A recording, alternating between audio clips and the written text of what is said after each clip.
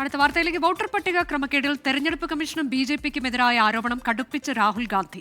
ചോദ്യമുയർന്നപ്പോൾ തെരഞ്ഞെടുപ്പ് കമ്മീഷൻ സൈറ്റുകൾ ബ്ലോക്ക് ചെയ്തു എന്നാണ് വിമർശനം.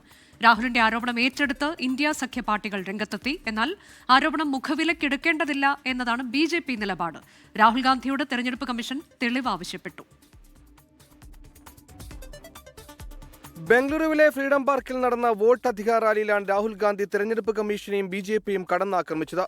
ഭരണഘടന ഉയർത്തി ആരംഭിച്ച പ്രസംഗത്തിൽ തെരഞ്ഞെടുപ്പ് കമ്മീഷൻ ഇന്ത്യൻ ഭരണഘടനയെ തകർക്കാൻ കൂട്ടുനിൽക്കുന്നതായി വിമർശനം.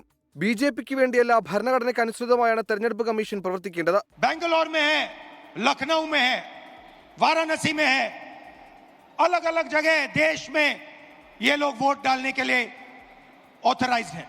രാഹുൽ ഗാന്ധിയെ പിന്തുണച്ച് ഇന്ത്യ സഖ്യ നേതാക്കൾ രംഗത്തെത്തി. ആരോപണം മുഖവിലക്കെടുക്കേണ്ട എന്ന നിലപാടിലാണ് BJP. രാജീവ് ഗാന്ധി കൊല്ലപ്പെട്ടപ്പോൾ തെരഞ്ഞെടുപ്പ് മാറ്റിവെച്ചവരാണ് കോൺഗ്രസ് എന്ന് പ്രഹ്ലാദ് ജോഷി വിമർശിച്ചു. രാഹുലിന്റെ ആരോപണം തെറ്റിദ്ധാരണ പരത്തുന്നതാണെന്ന് തെരഞ്ഞെടുപ്പ് കമ്മീഷന്റെ പ്രതികരണം. 24 ചെന്നൈ.